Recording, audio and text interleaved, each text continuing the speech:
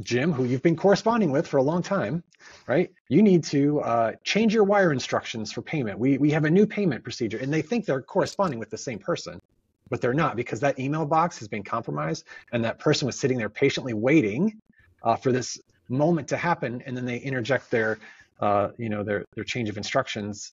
And now the person inadvertently sends the money to the wrong place. And if they wire it or they move it to crypto or something like that, like it's just gone. It's very hard to get back.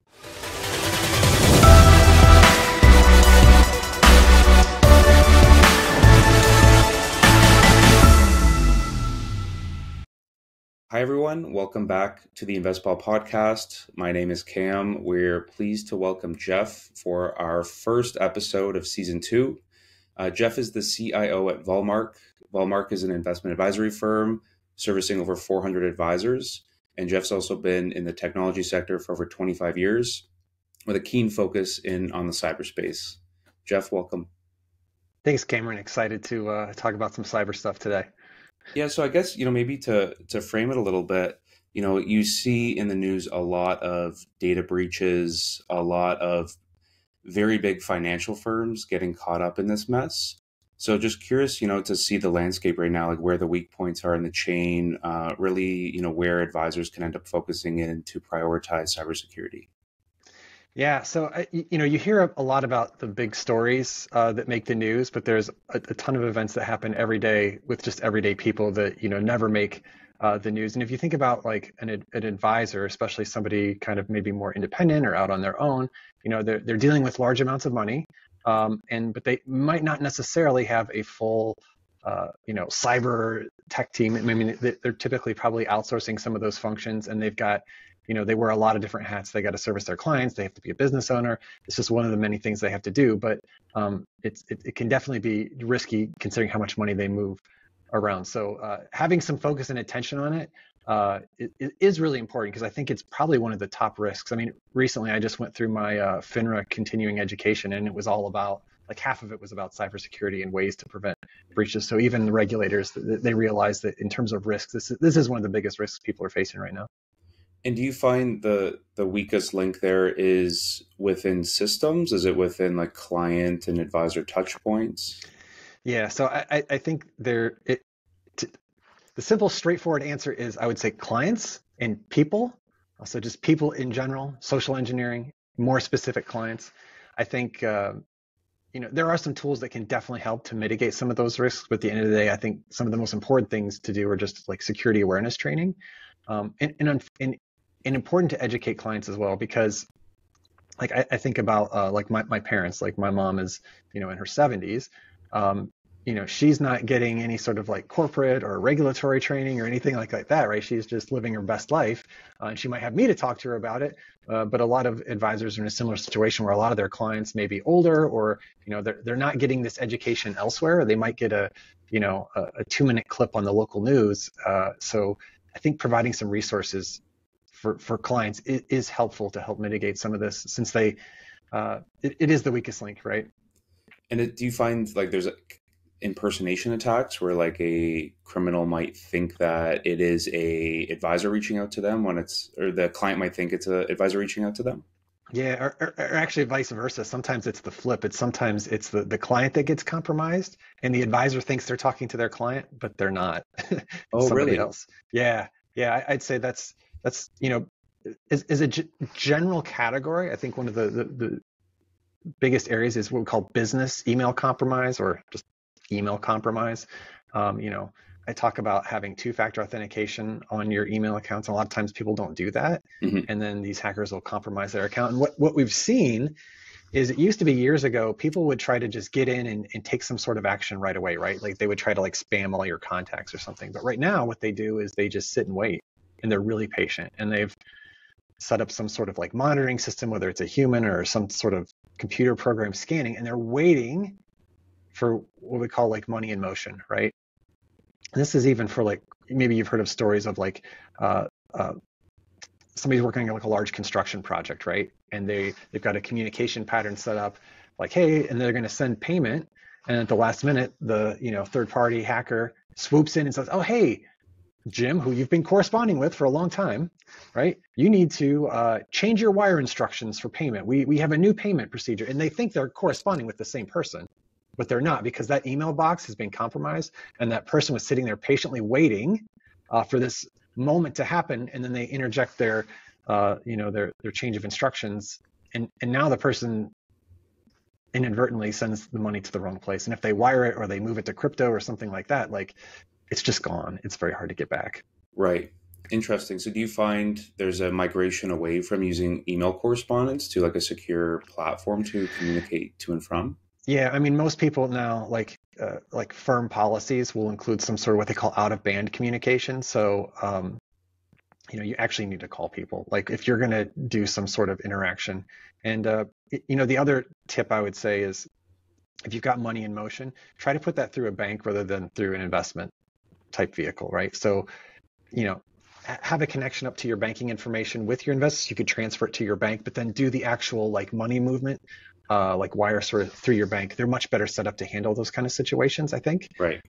They do it a lot more frequently, and you can lower risk, right, by having not an easy way to take that money out of your like investment account and only take it out of your bank.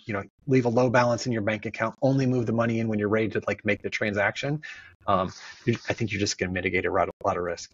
Because they're trying to go through the bigger dollars. I was just listening to a story about kind of separate topic iPhone theft, but Joanna Stern did an interview with a guy that was convicted for iPhone theft and like stealing large sums of money, and she said something like basically like Venmo. You're trying to get the money out of Venmo, and he kind of just laughed and he's like, no. Because there's limits, like that's like a $10,000 limit, like Yeah. that's a lot of money, and even to like the hackers, like that's just like chump change. They're just like, I'm going after the real dollars, not the low amounts.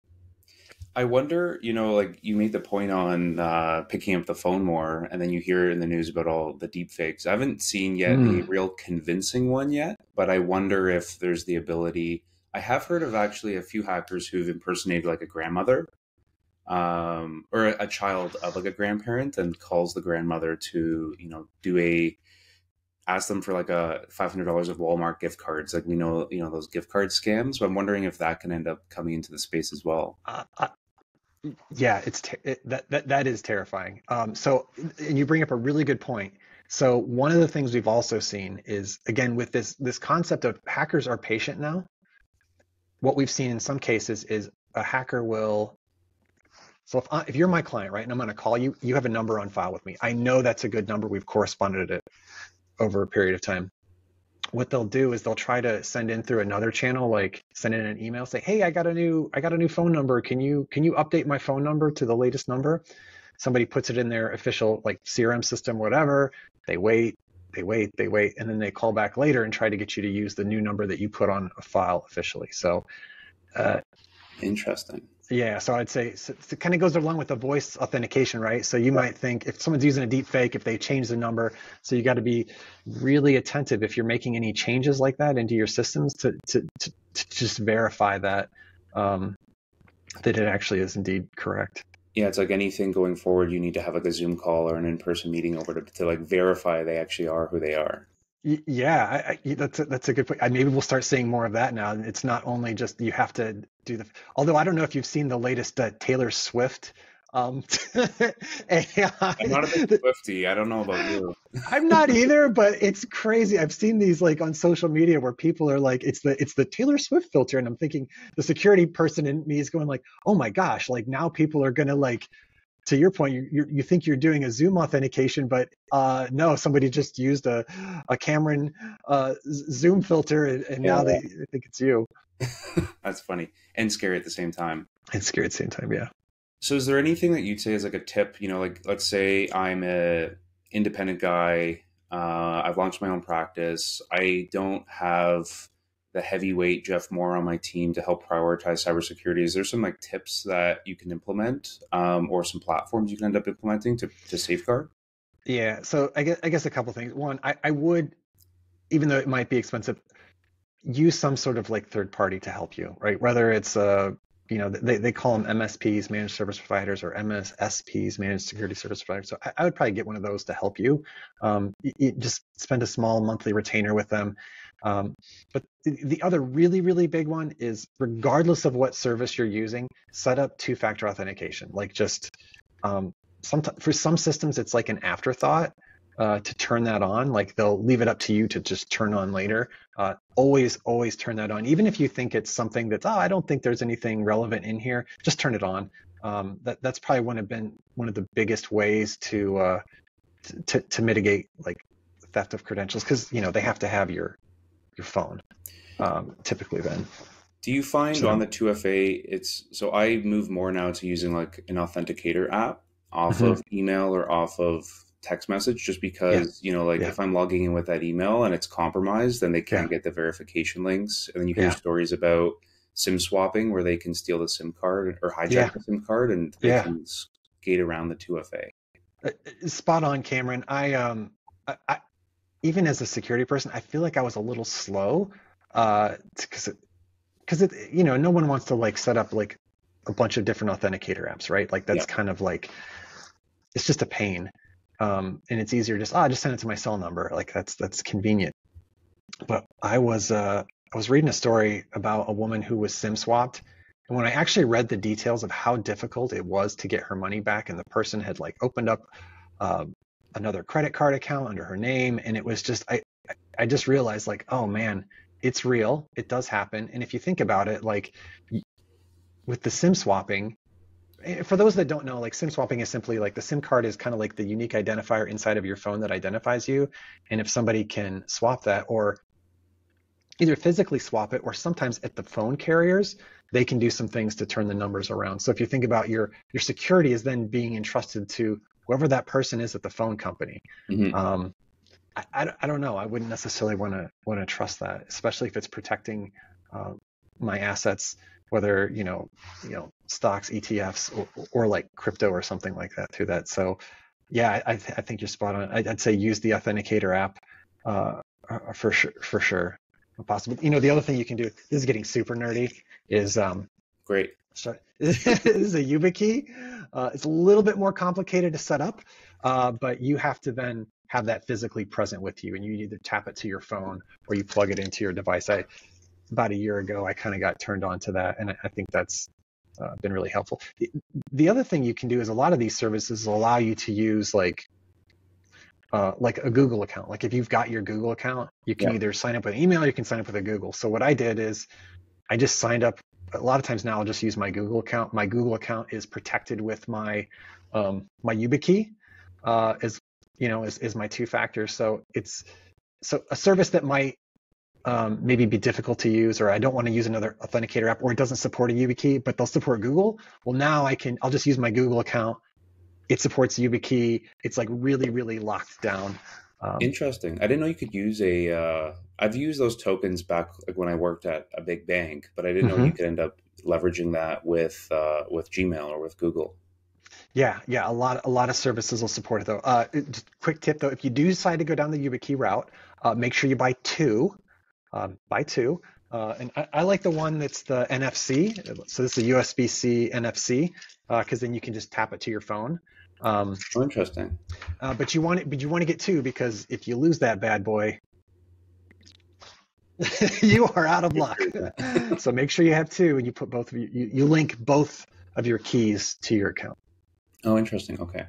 So yeah, 2FA, anything else? Like I know, when we chat with a lot of advisors, we focus in on one part of the investment management process, and typically they have to integrate with other tools.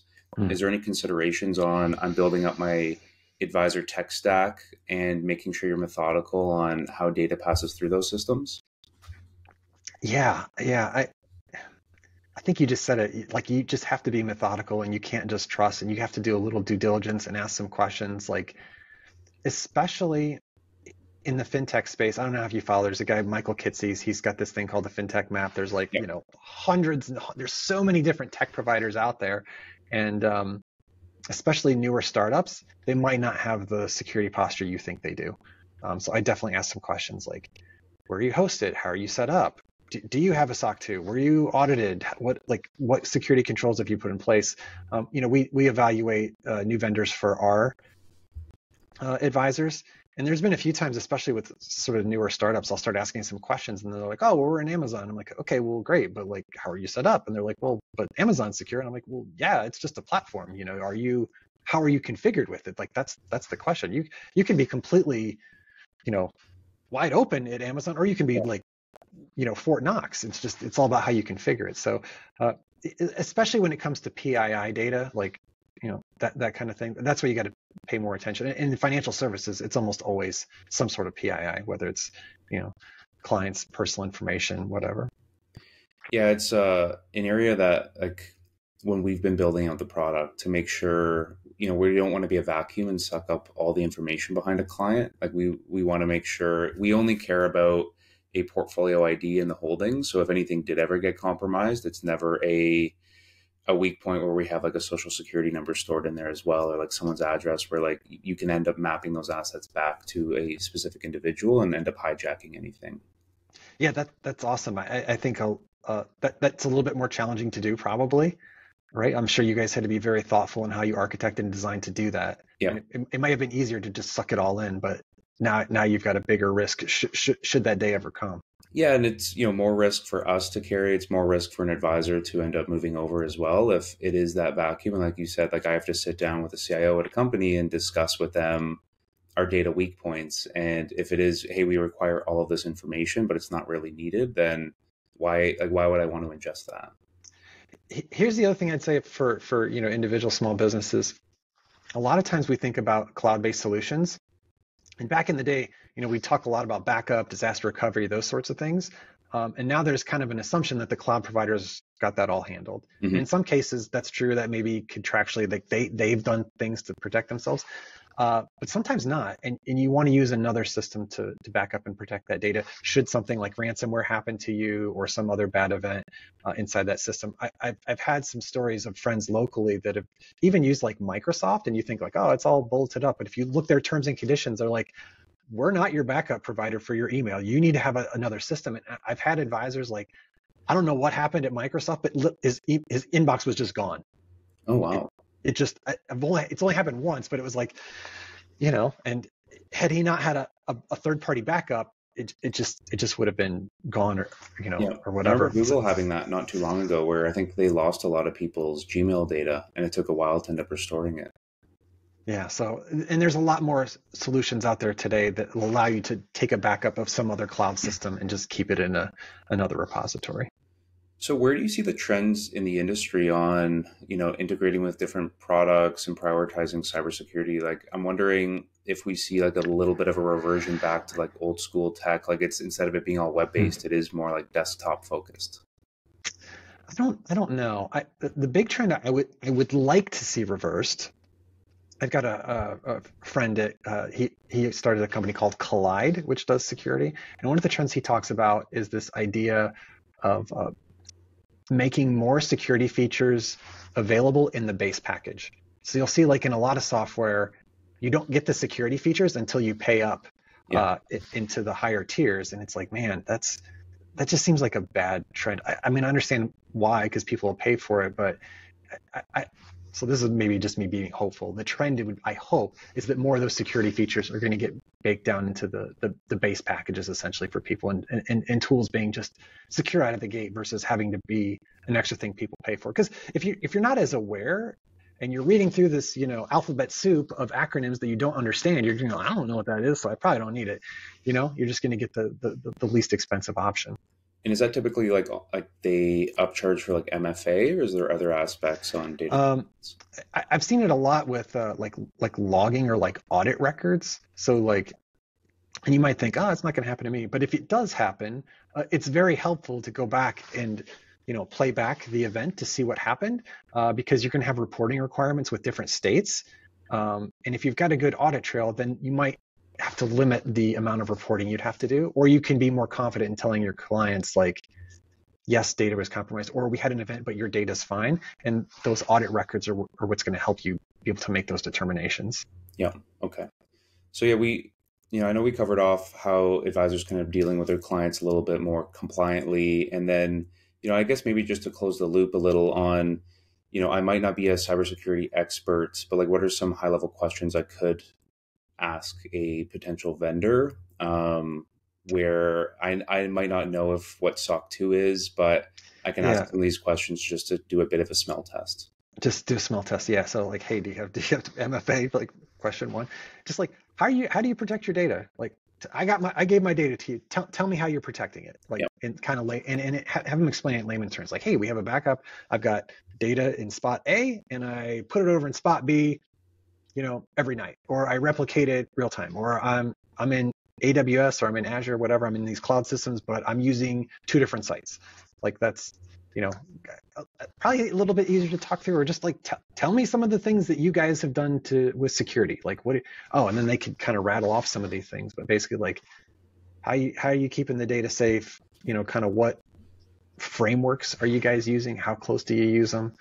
Um, if something bad would happen, like you know what's your disaster recovery plan? What's your incident response plan? Those are probably the two high level ones I'd ask.